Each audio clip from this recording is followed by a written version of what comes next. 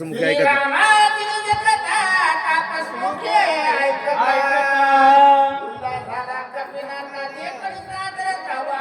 वानरे गौरी पुत्र गजानन कौशल्या पुत्र म्हणून अंजनी पुत्र हनुमान गुरु जनार्दन माऊली तसेच आलेले सर्व वाचक सूचक मंडळी, सर्व ज्ञानी वृंद, वाचक सूचक मंडळी, महाराज मंडळी, तसेच बसलेल्या सर्व माता भगिनीच्या आचरण दुःखते संगती अशी आलेली आहे.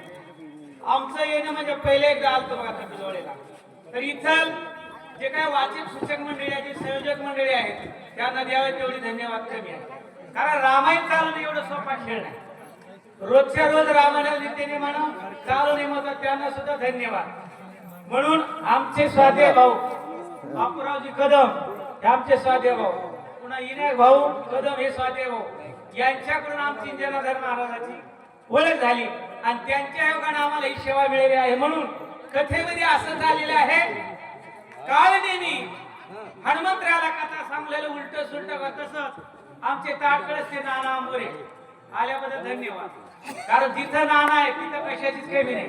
कारण नाना आले की आम्हाला वाचक शिष्य मंडळीला एवढा आनंद वाटतो की आम्हाला वाटतं आमच्या पाठी राखी झाले. असे आमचे नाना, तसे आमचे आबा यायचे नाही. आम्हाला अडचण आल्यावर आबा आले नाही. म्हणून हनुमंतराला काळ नेहमी कथा सांगू लागलेला आहे. राजा वालीला मारलेला आहे आणि राजे सुग्रीवाला दिलं आणि वानर सैन्य आपलेशी केले, असं कथा हनुमंतराला काळ नेहमी सांगू लागलेला आहे.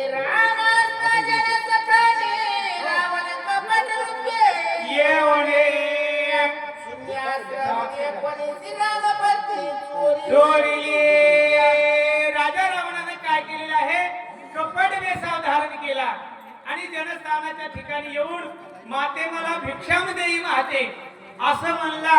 आणि राजा रावणाने काय केलं, सीते मातेला घेऊन जाण्याचा प्रयत्न केलेला आहे. येते येते वायर वड घेते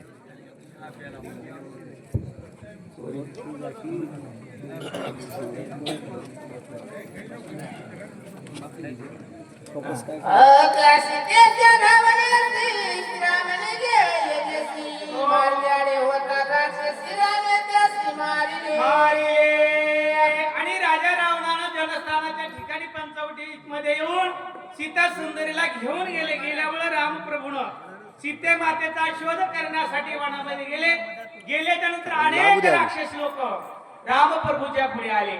आल्यावर रामप्रभूंनी सर्वांना मारलं, अशी कथा काळ नेहमी हनुमंतरायाला सांगू लागलेली आहे.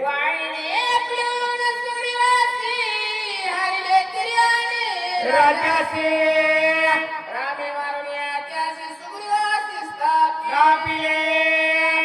आणि राजा सुग्रीवा हनुमंतराय म्हणू लागले. काळ नेहमी म्हणत आहेत की त्या वालीनं राजा सुग्रीवाला दंड केला. दंड म्हणजे काय केलं, त्यांचं राजा हरवलं, त्यांची पत्नी चोरली आणि चोरल्यामुळं रामप्रभू सहाय्यकारी होऊन वालीला मारलं आणि किष्किंधेचं राजे सुग्रीवाला दिलं, अशी कथा काळ नेहमी सांगू लागली.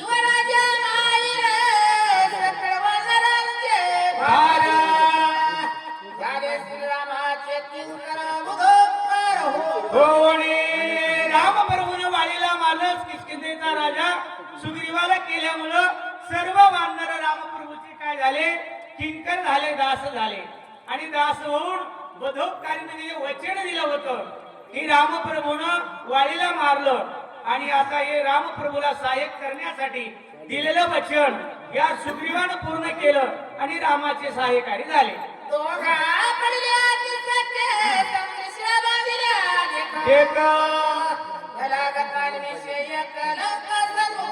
येते झाले आणि वानराचा आणि राजा रामप्रभूचं लक्ष्मणाचं सखेत्व झालं आणि सर्व वानर 18 पद्म वानरांनी सहाय्यकारी करून या जे काही समुद्रावरला पूल आहे काही क्षणामध्ये पूर्ण केला आणि सर्वजण लंकेला आले.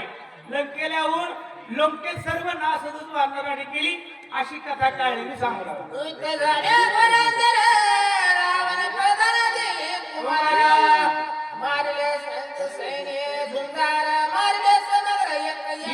एका आणि लंकेमध्ये सर्व वानर रामप्रभू लक्ष्मण आले.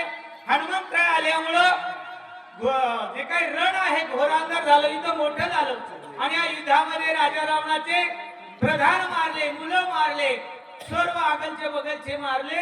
एवढा मोठा पराक्रम रामप्रभूने केला, अशी कथा हनुमंतराया सांगू लागले.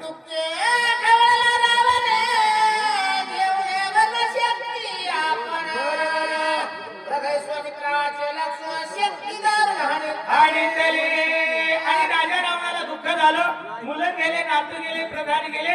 या युद्धामध्ये राजा रावणाला ब्रह्मशक्ती लक्ष्मणाला मारली.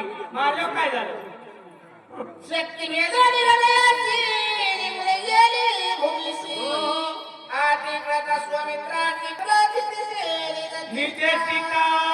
आणि राजा रावणाला मारलेली ब्रह्मशक्ती ती लक्ष्मणाला शरण आली म्हणून त्यांनी हृदयाशी घेतली. ती शक्ती लक्ष्मणाच्या हृदयामध्ये लागली, ती पृथ्वीमध्ये निघून गेली आणि लक्ष्मण निचेष्टीत आरतीत पडले. आता सर्व वाचक सूचक मंडळीला विनंती करून बोलतो, काही लोक म्हणतात लक्ष्मण राया रक्तामध्ये थारोळ्यात पडले. ही कधीच बोलायचं नाही, रक्ताचं नावच कुठे आलं नाही. बरं तू म्हणता तुला शहाणा झाला, शहाणा नाही, वय कुठंच आलं नाही आतापर्यंत. बरेच जण म्हणतात रक्ताचं नावच आलं नाही. शक्ती लागली, पृथ्वीमध्ये गेली आणि लक्ष्मणाला विकळ अवस्था निर्माण झाली.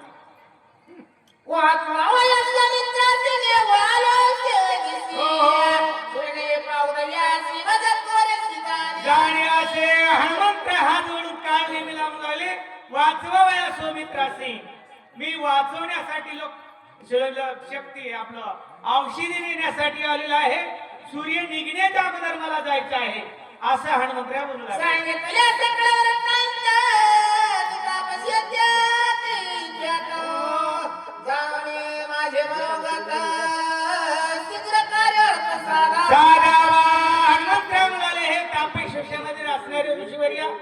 सर्व वर्तात मी तुम्हाला सांगितलेलं आहे, म्हणून तुम्ही वेळ करू नका. तुम्ही तापस्वी आहात, मला लवकरात लवकर जायचा आग्रह करू नका असं हनुमंतरायाचं म्हणणं आहे.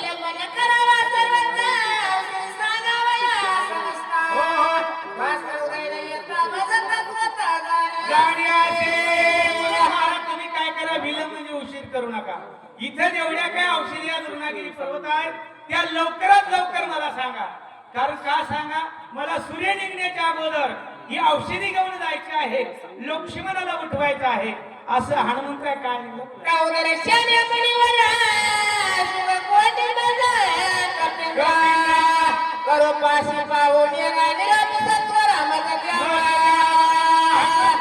म्हणू लागले, हे ऋषीवर्या तुमची भेट झाल्यामुळं मला कोटी आनंद झालेला आहे. कोटी म्हणजे कमी नाही, असा कोटी आनंद झालेला आहे.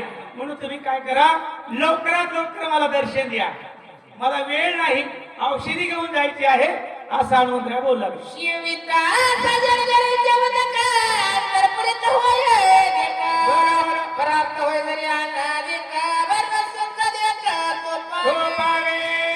आणि हनुमंतराय म्हणू लागले, सेविता सज्जन घरीचे उदक. जे सज्जन लोक असतात, सज्जन कुणाला म्हणायचं, पुण्यवंत व्हावे घेता सज्जनाची नावे. पुण्य जर प्राप्त करून घ्यायचं असेल तर आपले संत मोतीराम महाराज, गुरुवेरे मारुती महाराज किंवा तुकाराम महाराज, माऊली महाराज यांचं नुसतं नाव घेतलं तर ज्ञानदेव म्हणता माया गेली सकळ विलिया. नुसती मायाच नाही तर आपल्या मागलं सर्व सकळ जातात. तसं हनुमंतराय म्हणू लागले, तुम्ही सज्जन आहात, तुमच्या घरचं मला पाणी मिळालं तरी म्हणजे अंतर पुनीत होतं. अंतर म्हणजे आपल्या हृदयामध्ये काय 6 विकार आहेत, काम, क्रोध, लोभ, मद, मत्सर, अहंकार, हे 6 निघून जातात.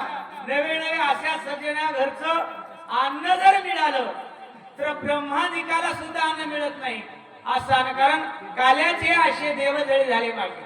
देव जरी इथं आले तर देवाला हे ब्रह्माचं म्हणजे संतांच्या घरचं, सज्जनाच्या घरचं अन्न मिळत नाही. म्हणून तुमच्या घरचं मला पाणी मिळालं तरी म्हणजे माझं हृदय सुखी होईल असं हनुमंतराय काळेला बोलला.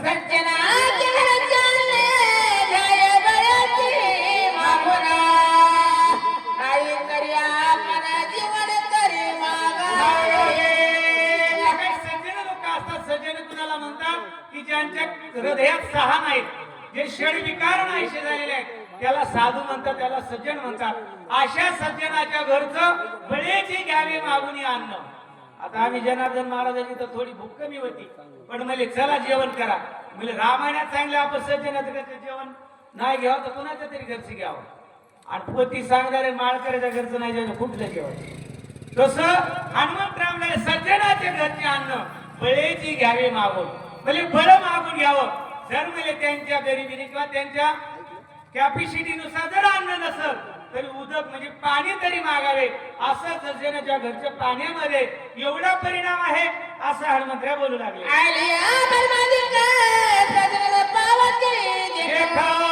ये घडले का प्रत्यक्ष गोपाळ सकाळ काला कालाकडे जे काय 33 कोटी देव आहेत या 33 कोटी देवाला वाटलं कृष्ण भगवंत यमुनेच्या ठिकाणी काला करतात चला म्हणजे आपल्याला ते असं मिळव पण ते चतुरातो शिरोमणी गुण लावण्याची खाणी ते मला तुम्हाला साधू संत व्हायला लाज वाटेल काय माशे होते आले म्हणजे तुम्हाला पण तुमच्या बापाला म्हणजे मी काला मिळू देत नाही असं सज्जनाच्या घरचं ब्रह्मादिक लोकाला सुद्धा अन्न मिळत नाही हनुमंतराव म्हणाले तुमच्या घरचं आम्हाला पाणी जरी मिळालं तर आम्ही धन्य होऊ असं हनुमंतराव काळ निघला बोलू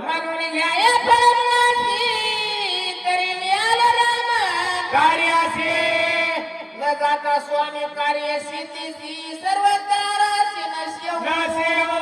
आणि महाराज तुम्ही म्हणताल की फळमूळ घ्या पण हनुमंतराव म्हणू लागले आमचं एक नित्य नियम व्रत असा आहे मी आलो राम कार्यासी मी कशासाठी आलो आता आम्ही राम कार्याला आलो आता आमच्या हनुमंतराची एवढी शक्ती आहे की आम्ही कुठेही जरी गेलो वाचक सुचक तरी दिवसभर काम करून जरी आलो गेलो आणि घरी जरी नाही जेवलो 12 वाजता तरी हनुमंतरावांना जेव घालतात ते कसे घालतात म्हणतात गाववाल्याच्याच एखाद्या बुद्धीमध्ये बुद्धी घालतात म्हणते अरे हे जेवायचे राहिले ना तसं हनुमंतराव म्हणाले बाबा तुमच्या घरचा आम्हाला या काला या प्रमादिकाला सुद्धा मिळून दिला नाही एवढं ताकद साधू संतांमध्ये आहे म्हणून तुमच्या घरचं आम्हाला पाणी मिळावं असं हनुमंतराचं म्हणणं आहे. स्वामी कार्याचा जो पुढे तो महापापी तत्वतात पाता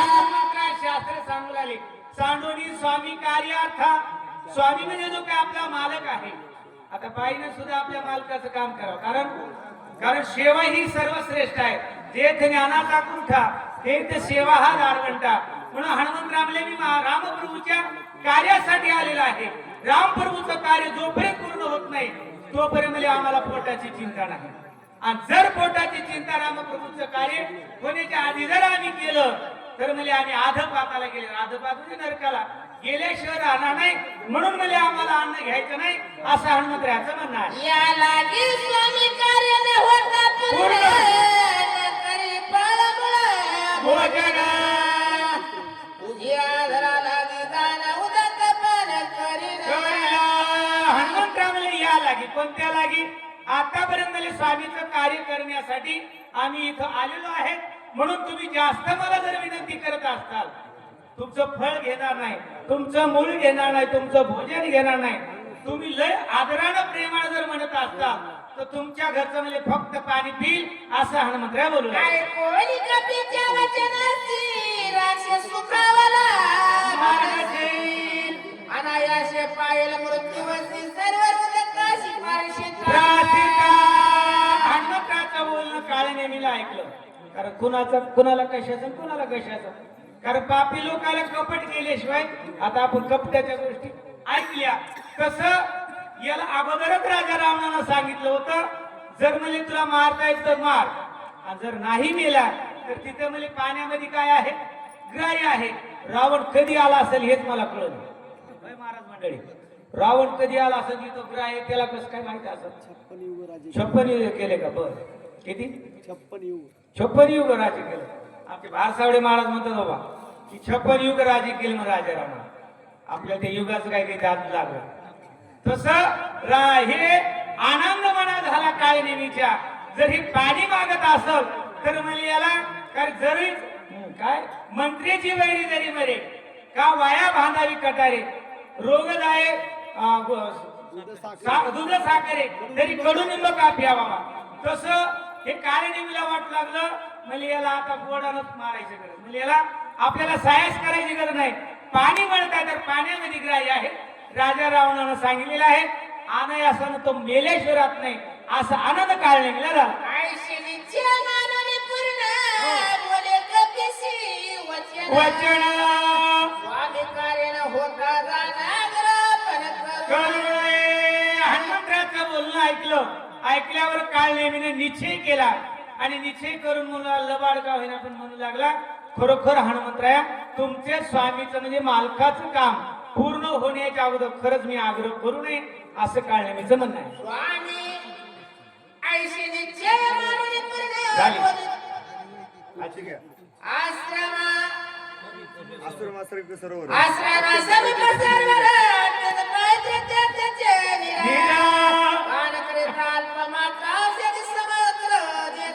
त्याचे हनुमंतराला काळ नेमून लावलेला आहे.